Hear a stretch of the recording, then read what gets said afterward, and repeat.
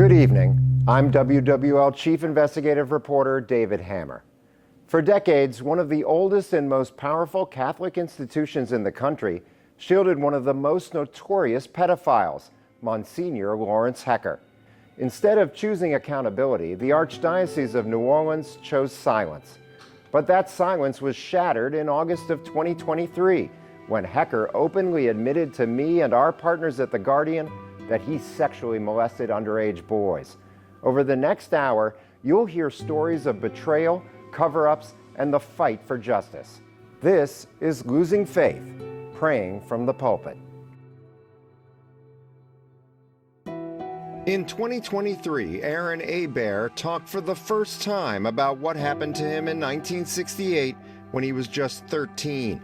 He says Lawrence Hecker, a Catholic priest who ran the Archdiocese Boy Scout program, ordered him and other middle school boys to line up in the priest's dressing room at St. Joseph Church in Gretna. And he proceeded to have us drop our pants and our underwear. And he decided to grope our genitals under the guise of giving us a hernia examination. Hebert says he's racked by guilt for not reporting it at the time. Because if I only would have told somebody back when I was in 8th grade, I could have maybe saved my friends from the pain and suffering they went through with Father Hecker. Our partner, Ramon Vargas, a reporter and editor at the British newspaper The Guardian, recently obtained the Archdiocese of New Orleans' secret personnel file on Hecker. That file includes a statement Hecker gave to church leaders in 1999, admitting to overtly sexual acts with at least 3 underage boys in the 1970s. You know, obviously you're facing quite a bit of trouble for you to then come and say, all right, like, here's everything I remember that I did. But then they didn't do anything about it. No, I mean, he continued, he retired pretty much on his own terms in 2002. He wasn't outed as an abuser until 2018. So Vargas and I went to Hecker's apartment to confront him with the documents. And for the first time in public, he admitted to sexually abusing children. In here, it's not just allegations anymore. Here you're saying that you did this, that you had simultaneous masturbation with someone who was under 16. You say about wrestling and touching. Evidently, yes. Do you remember these people that you describe here? You have, the names are redacted, but you say that there were overtly sexual acts with this person, but that person was 100% willing, and he was 15 to 17 years old, lived in St. Francis of Assisi Parish? Yes. Hecker acknowledged that one boy's parents reported him to Archbishop Philip Hannon back in 1988. So that was long before you retired. Why didn't they do anything then?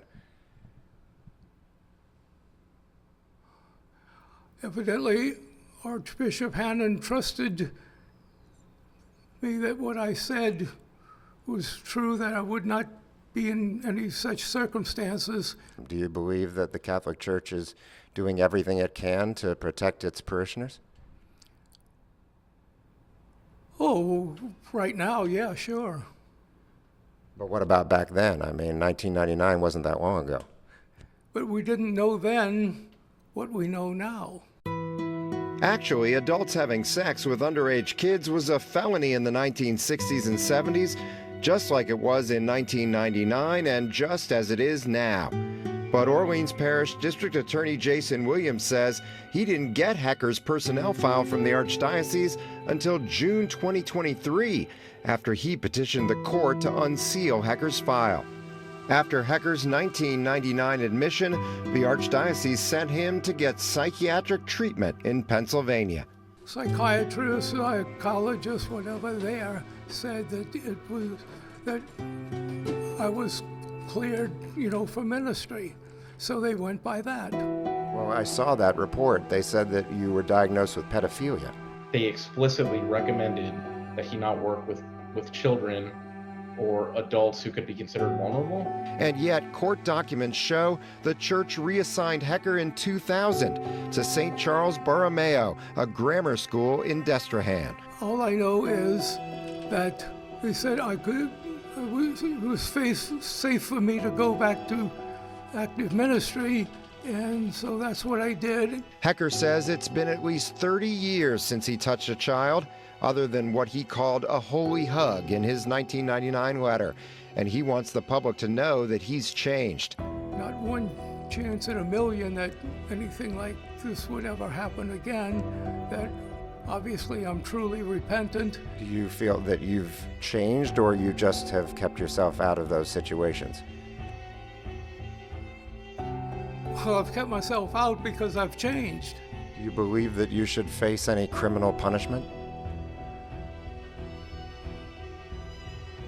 I really can't answer that. I just don't know. An answer to that question would be here soon enough. Coming up after the break, the wheels of justice finally start to turn against Monsignor Hecker.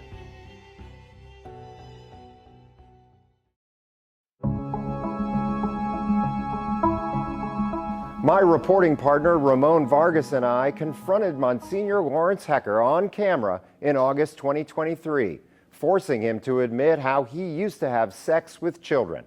But that was just the beginning. The state police and FBI were investigating, and just 2 weeks later, they took action. A typed confession from retired priest Lawrence Hecker says a boy's parents reported him to the Archbishop back in 1988 for having sex with their son. In 1999, Hecker admitted to the Archdiocese that he engaged in overtly sexual acts with at least 3 underage boys in the 60s and 70s. He was allowed to stay in ministry and kept escaping punishment until now. Hecker was indicted in September 2023 on aggravated rape, aggravated kidnapping, aggravated crime against nature, and theft for allegedly incapacitating a teenage boy and having sex with him in the summer of 1975 in the church attached to his Catholic high school. We are withholding the name of the alleged victim, but spoke to his civil attorney, Richard Trahant. Simply put, Hecker choked him out and sodomized him while he was unconscious. Trahant said his client and the boy's mother reported it immediately to the school, but nothing was done. Now, after years of trauma, Trahant's client is relieved that Hecker is finally being charged. To my client, it means everything. He's endured this for years. He got to the point where he felt like no matter how many times I tell the story of the worst day of my life, nothing is going to be done about it. We interviewed the 91-year-old Hecker after our partners at the Guardian newspaper got a hold of his 1999 confession. He denied ever having non-consensual sex with a child.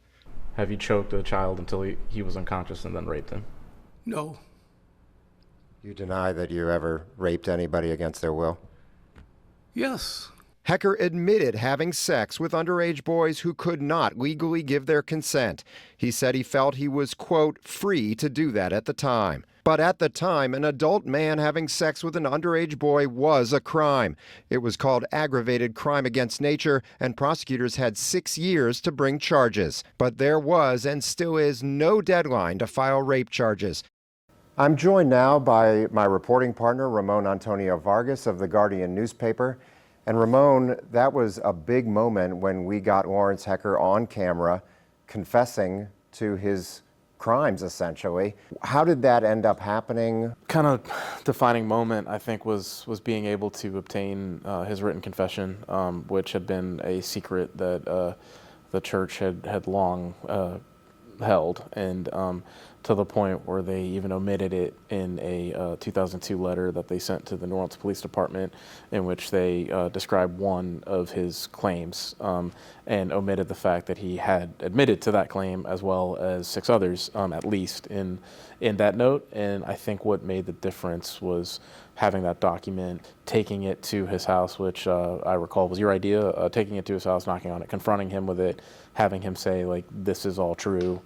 Yes, I did do these things. Yes, these are my words. Locked him into a way that I don't think anybody had done up to that point.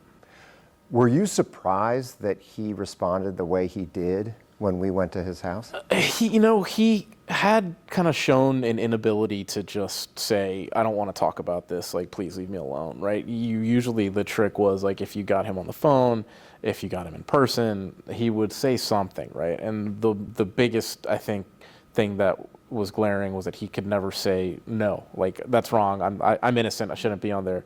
That always jumped out to me, is that he never denied being a child molester, right? He could never do it. He would always give you some weird answer, and so I knew that, like, once he was given that document, that we would probably get something pretty compelling in return. What did you make of his response about the sexual revolution? At the time, like I say, it was a sexual revolution, and people were saying, oh, look, we were bound all these years, all these centuries, now we're free, and I fell for that. It is pretty classic minimizing that you see, especially when people, like, when offenders like him can't say that they didn't do it. Usually it's like, okay, yes, I did do it, but this is why it's not that big of a deal. Obviously, we pointed this out repeatedly in our reports, right? It was as much a crime then to molest children in the way that he had admitted doing, as it is now, right? That wasn't ever changed, and there was no question of age or anything like that. Like, these were children, and he committed crimes then, and if he had done now, when people understand that much better, it would be as much of a crime. And so that's what I have to say about that. The only thing that changed, though, was the statute of limitations, which allowed him to be protected against civil litigation. Yeah, I think that is what the effect of it is, that a lot of that stuff he couldn't be prosecuted for. But I think that eventually, like, reporting and keeping so much attention on Lawrence Hecker and just saying, fighting the effort to uncover, like, the larger record, obviously brought forth someone that said, hold on, like, I have a crime that that is still prosecutable because there is no statute of limitations on child rape, right? This isn't fondling, this isn't harassment, like, this is child rape. In that confession, there is an admission to, I took a child to Mississippi across state lines and I molested him, right? That's in the confession. That has no statute of limitations. That is something that he confessed to, and someone somewhere and the federal government decided to not do anything about that. As the trial was supposed to begin in January 2024, there were all these delays because of his health and because of claims of dementia. Right. I'm sure there's a lot of rapists and murderers in this building who would love a get out of jail free card because of a urinary tract infection. That's not quite how the law works. He's obviously malingering because he certainly was competent in David's interviews, and now that he's been charged with a crime, all of a sudden now he can't tell his left from his right. So if he can withstand questions from investigative journalists and from civil lawyers, and I think he can handle questions from prosecutors. But we had this interview with him where he stood for 18 minutes in the blazing sun in August and answered all our questions and showed that ability to see the difference. Yeah, absolutely. And it's been almost a year of delays, is that, we know that he does have dementia. We know that can impact his short-term memory, and without much disturbing his long-term memory, right? Like, we've reported on that repeatedly. But his condition is getting worse, right? Like, it's not getting better. So every delay is just making it harder for him to be able to assist his attorneys. What was your take on the way that the delays happened and the handling of the case by Benedict Willard, the judge? My best guess, and this is an informed guess, is that is just that behavior was not of a judge that looked like they wanted to deal with the case and get it through, right? Like, it's just, and when you see how it ended up in someone else's courtroom and got the case in September and it's December and they're about to move forward, that to me is what stands out. And the fact that Judge Benedict Willard recused himself with very little to no explanation on the day of trial. Right, and that was a decision that could have been made a month earlier. And if you were going to make it, that's a decision that you could have made at the outset. And obviously, it just looked like it was trying to give it the best chance of not moving forward, and then of just not dealing with it. So we had Hecker's confession, but there was a lot more to this story. Coming up after the break, we hear what the church knew about Hecker's case and what they did to cover it up for decades.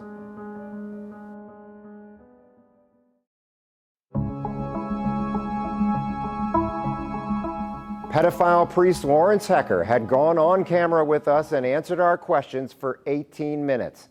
But soon we uncovered a lot more of what Hecker said on camera in a leaked video deposition. 8 hours of confessions, excuses, and even self-incrimination. In this leaked court testimony, Yeah, I invoke my Fifth Amendment rights.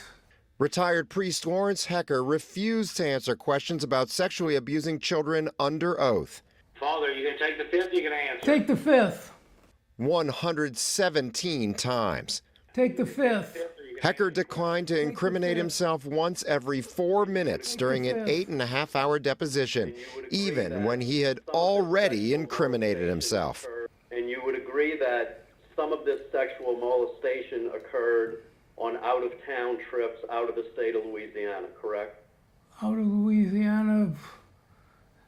Yes. I would, but no. I invoke my Fifth Amendment rights. All the Fifth Amendments in the world couldn't stop Hecker from admitting he molested multiple children, or from disclosing that top archdiocese officials helped cover it up for decades. The church has fought for 4 years to keep this testimony secret. But we and our reporting partner at The Guardian, Ramon Antonio Vargas, got an exclusive copy.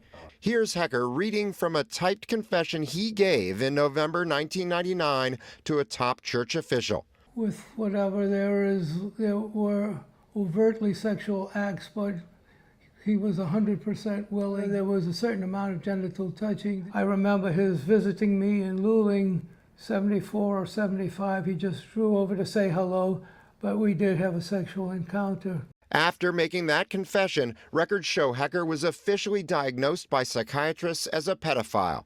As the year 2000 dawned, then Archbishop Francis Schulte and 2 close aides met with Hecker about it. Having gone to the mental hospital, as it were, in Pennsylvania, and I was back, verdict, if you like the word, the verdict was take another sabbatical, yes.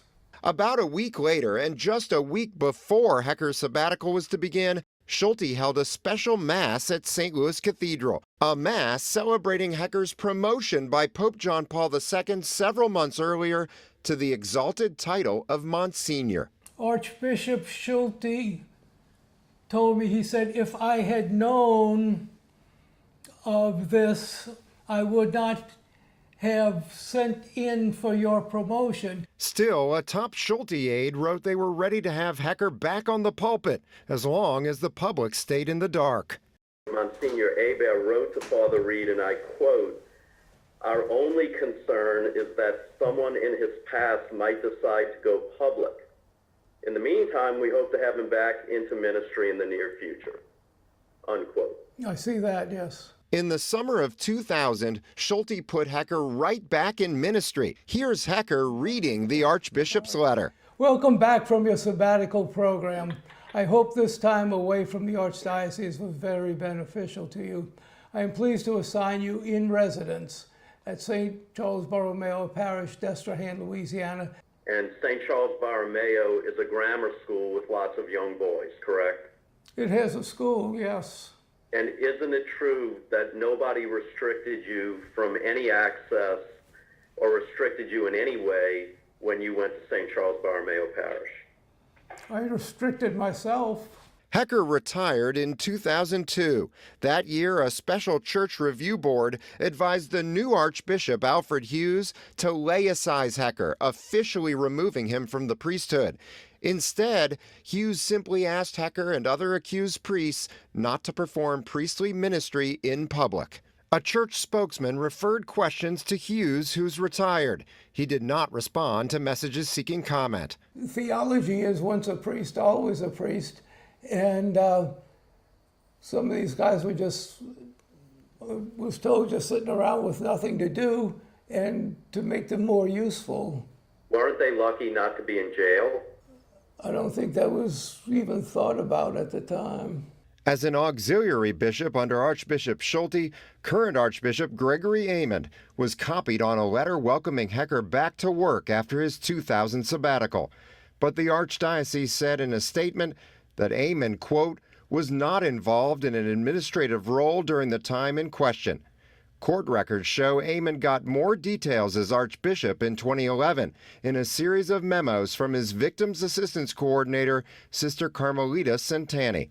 It says Larry was known among the boys as a predator. Centani's memo to Amon describes Hecker taking showers with boys and touching their genitals along with another adult at Notre Dame Seminary. Sister Carmelita writes, on June 19, 1996, Larry Hecker told Monsignor Ray Hebert he wanted to put the past behind him. He nevertheless continued perpetrating through 1997. And you did you not? Fifth Amendment.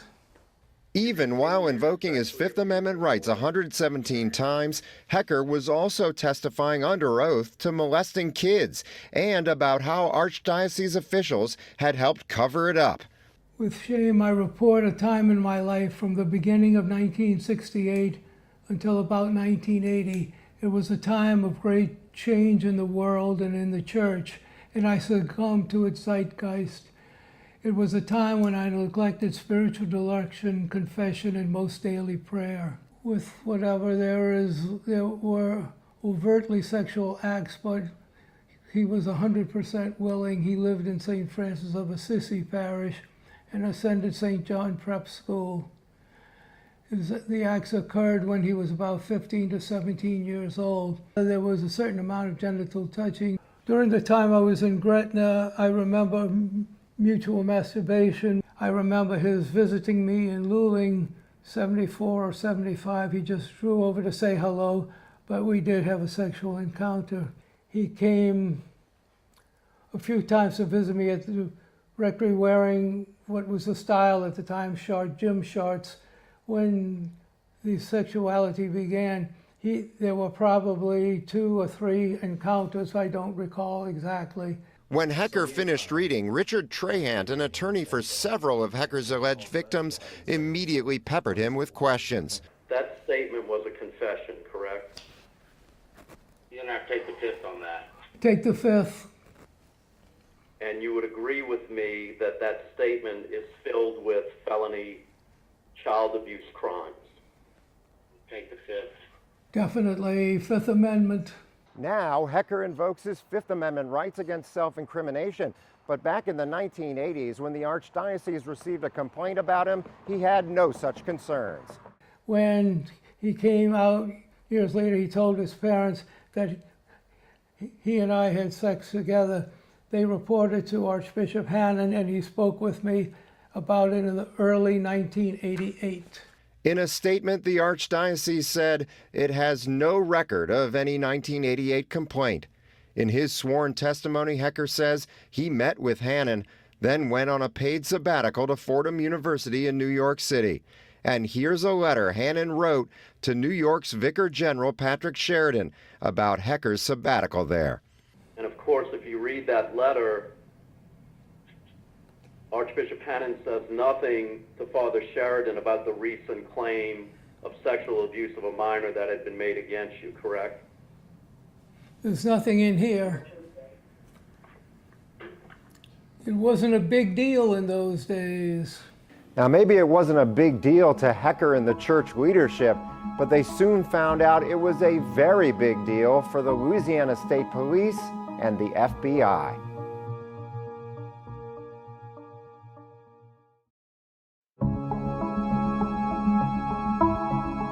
So far, the Louisiana State Police and the New Orleans District Attorney had focused their criminal investigation on one pedophile priest.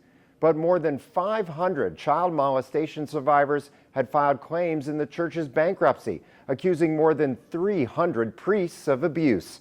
Now, state and federal agents wanted to know what church leaders knew, when they knew it, and what they did to stop it. We were the only station there when state police and the FBI arrived at the Archdiocese of New Orleans to serve a criminal search warrant.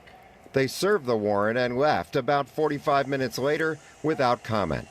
They were led by state police investigator Scott Rodrigue. He was the head of the investigation that led to the arrest of retired priest Lawrence Hecker in September 2023. Hecker was in custody at the time, awaiting trial on aggravated rape and kidnapping charges. A warrant filed in the Hecker case earlier that year turned up documents suggesting church officials might have tried to cover up Hecker's crimes. This letter the Archdiocese sent to police in 2002 only mentioned one complaint against Hecker, and that happened out of state. But this document the church had kept hidden showed Hecker had already admitted to being a serial child molester in writing in 1999. And it showed the late Archbishop Philip Hannon had confronted him about it as far back as 1988. Rodrigues swears under oath that his team has already found a pattern of, quote, widespread sexual abuse of minors going back decades. Rodrigues said the abuse was, quote, covered up and not reported to law enforcement.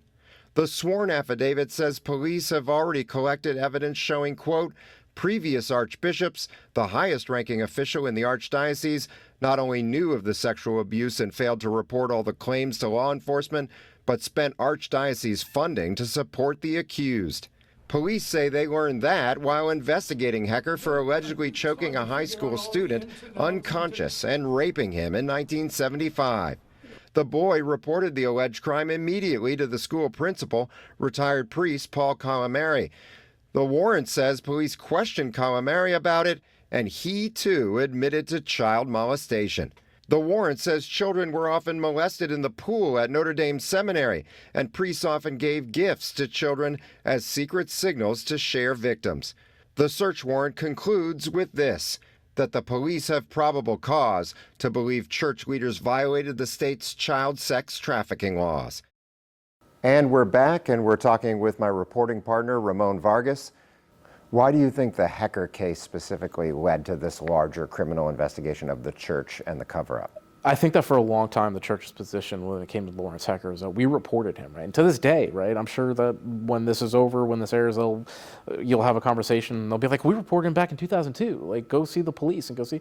But like when you see the form that report took, which is something that they fought against ever becoming public, when you see that it was Lawrence Hecker with 6 other priests who were accused of things, and it was an allegation that out of 7, so they pick one allegation out of 7 to say, oh, by the way, this is something he's accused of, and completely omit that he has admitted to doing this in several other cases. I think it becomes pretty clear that like that shows how he was passed on from one archbishop to another, passed on to another, passed on to another, and that's just one person out of hundreds who have been accused of similar conduct, right? To some extent. The search warrant and our series of blockbuster reports made the community take notice of the crisis like never before. We began to hear from more abuse survivors, including more of Hecker's victims who were tired of remaining silent. Each time the Archdiocese of New Orleans tried to keep its records on child sexual abuse a secret, it struck a chord for Greg Livaday.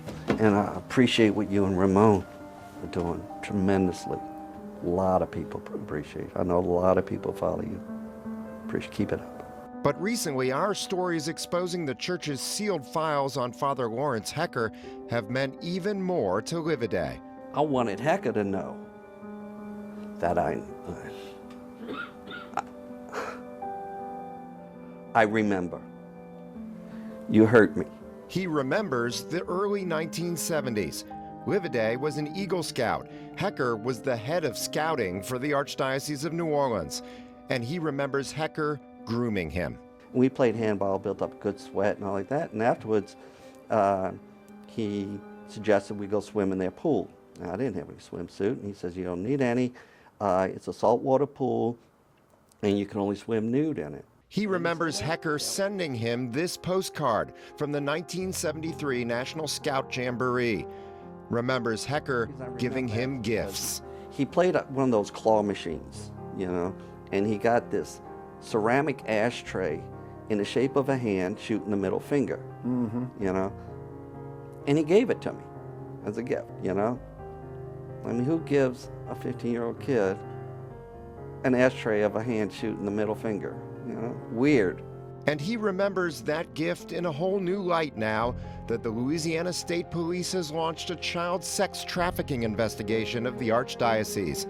The police allege in a search warrant that abuser priests often gave kids gifts as a signal to other abusers. Tell me about what kind of ran through your mind when you saw that. That's me. That's what he did to me. Livaday says the abuse began on a weekend scouting retreat a couple weeks after he turned 16.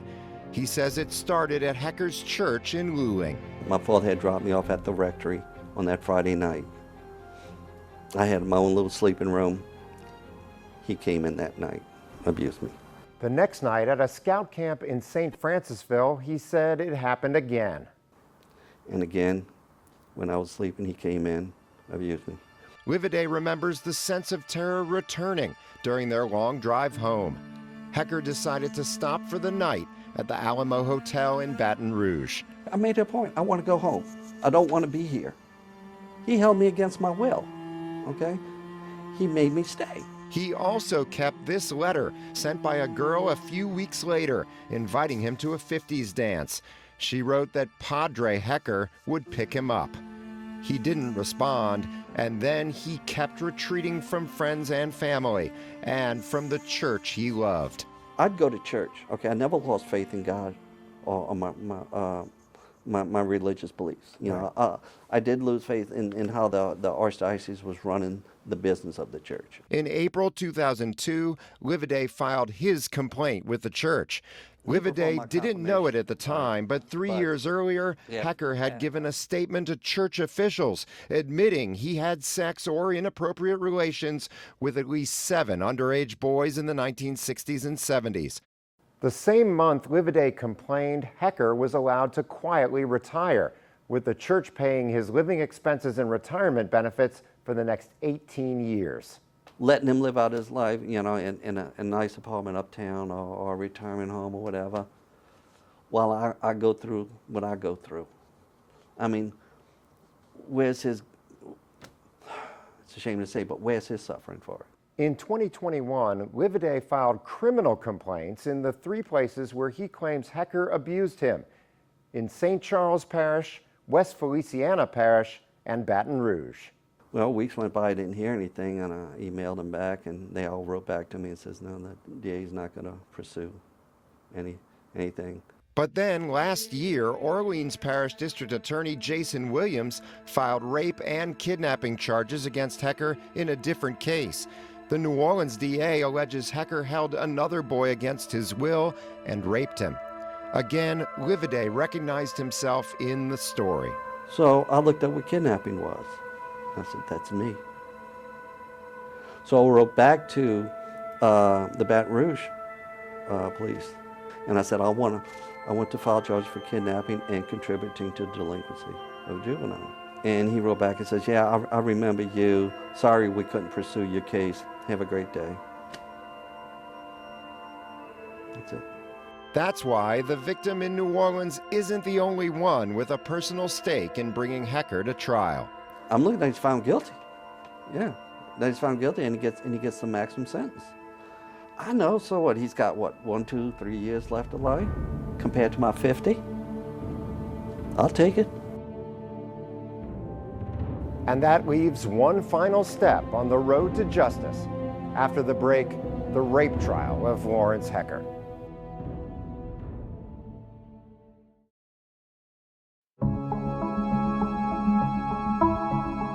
Lawrence Hecker's rape trial was delayed half a dozen times by Judge Benedict Willard, but he stepped down in September 2024.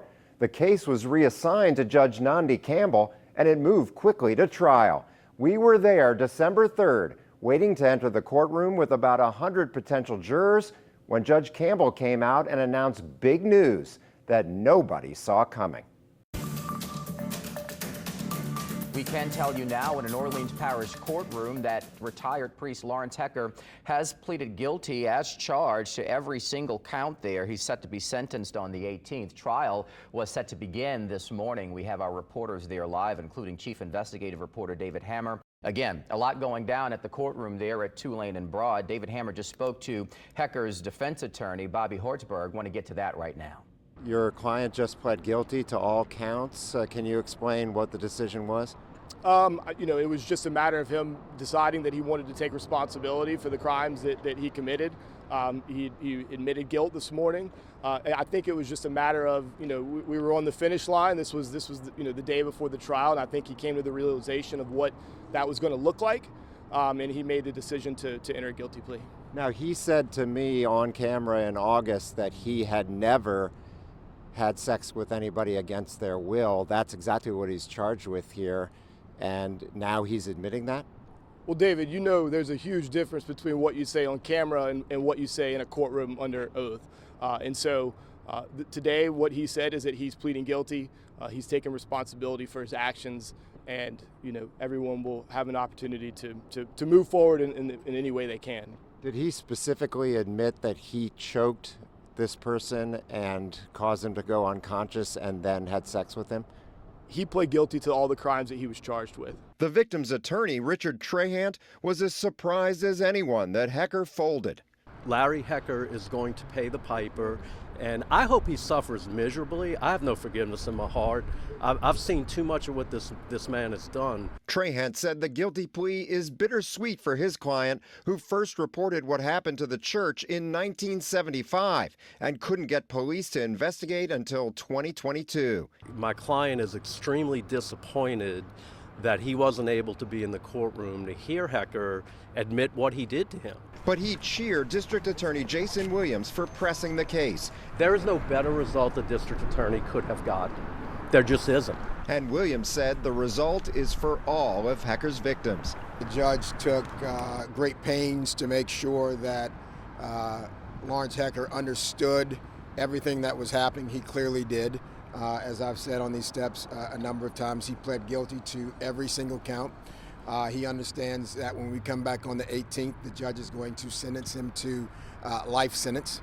And I believe this investigation and this prosecution represents a critical moment for some little boys who are now men.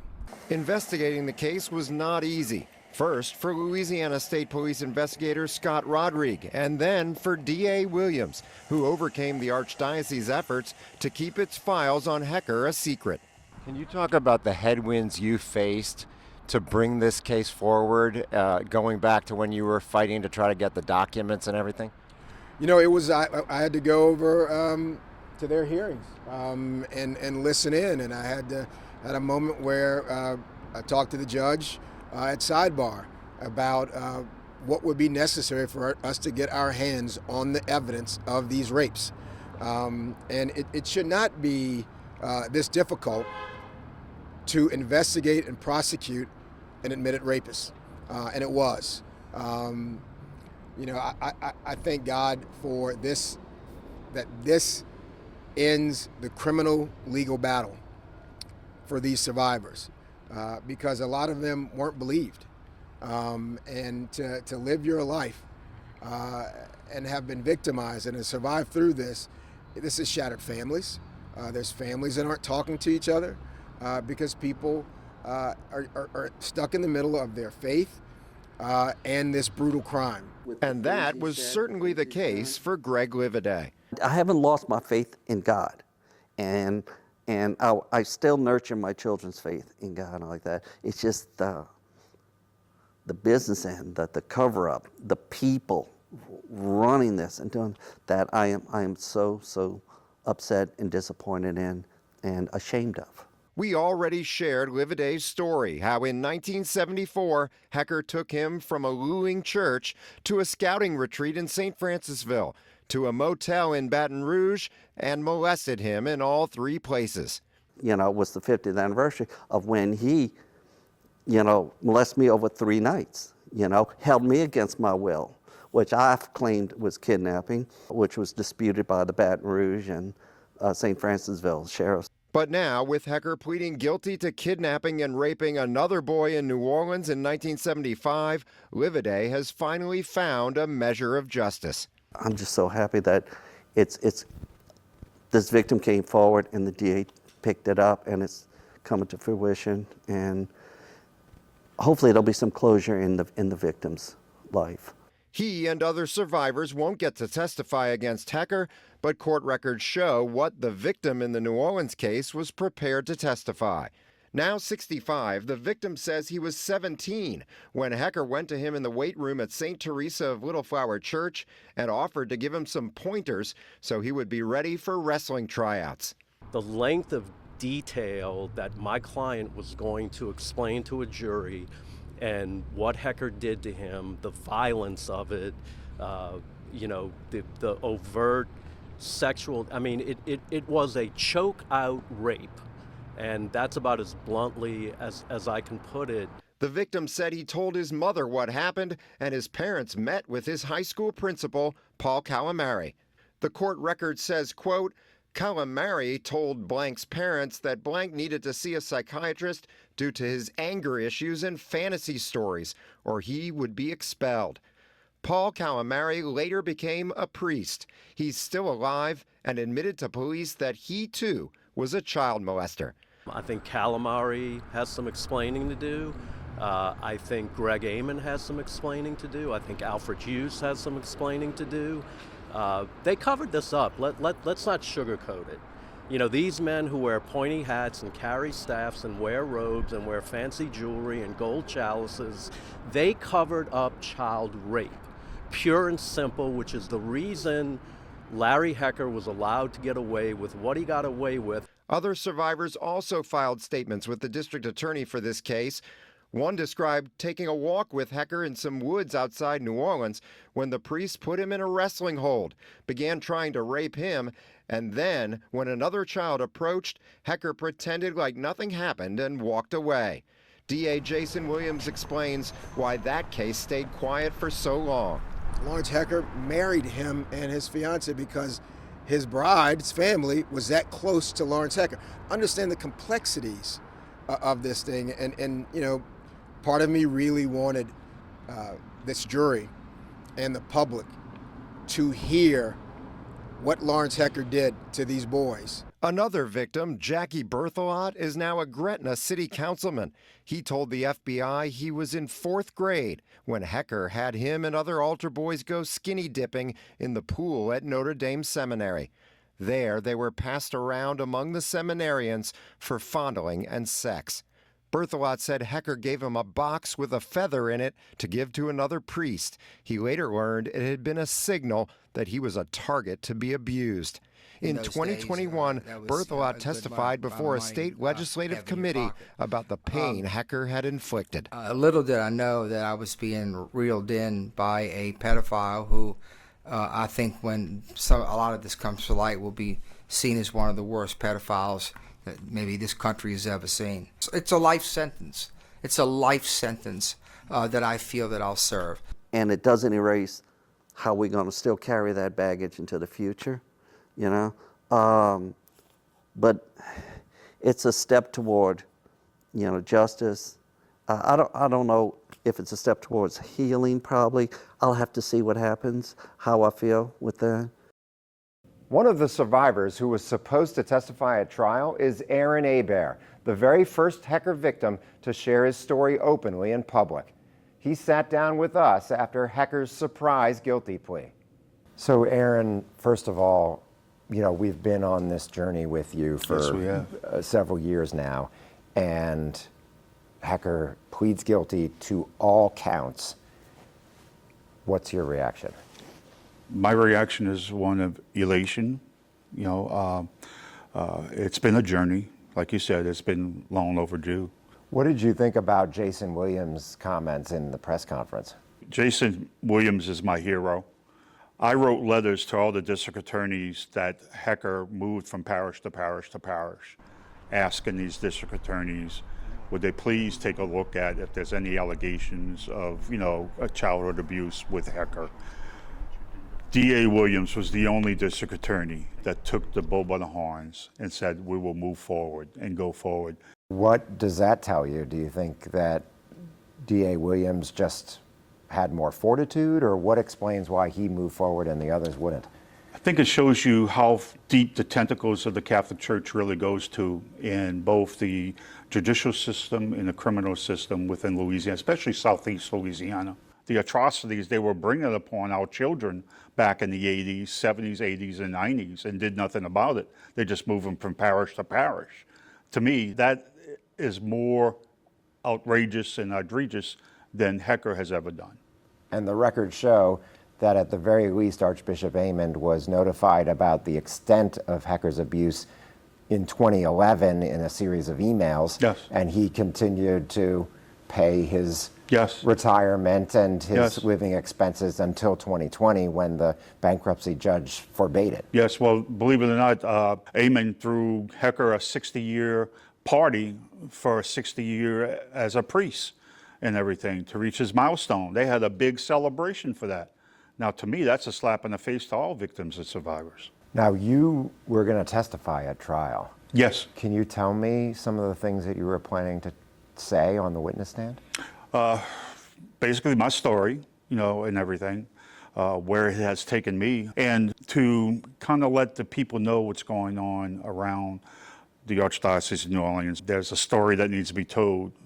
However, so many parishioners rather put their heads in the sand and be ostriches and not want to hear the dirty side of the Archdiocese of New Orleans. Do you feel like it was the mounting voices that forced this to come to a head? I believe so. I believe so. When I first started with this years ago, I felt like I was a lone man on the top of the mountain saying, hello, hello, beware, beware, there's Hecker, there's Hecker.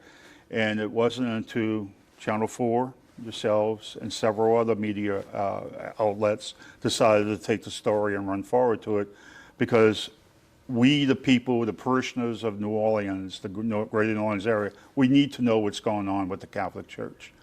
We need to have that transparency. Certainly when Hecker went on camera with us, it made national news because it was so rare. Criminal punishment? Yes. Did that give you a feeling that maybe the tide was turning? Yeah, in a way, yes. I've learned a long time ago that patience is a virtue. All good things come to those who wait. And it's just a matter of time. Let it go through its process. And this Hecker was a process. Yeah. I accept that. But it had finally had an ending. Lawrence Hecker will die in prison, or at least in a medical facility under armed guard. And he will forever be a convicted child rapist. But while his case is over, there's much more to come about the larger clergy abuse cover-up in New Orleans. More than 500 abuse survivors are seeking hundreds of millions of dollars from the church through the Archdiocese bankruptcy case. And they claim they were molested as kids in the New Orleans area by more than 300 Catholic priests and deacons. Some have told us they only felt empowered to come forward after they saw our reporting. And they're amazed to see law enforcement convicting abusers and closing in on church leaders for failing to report crimes against children over and over again for decades. For all of us at WWL Louisiana, I'm Chief Investigative Reporter David Hammer. Good night.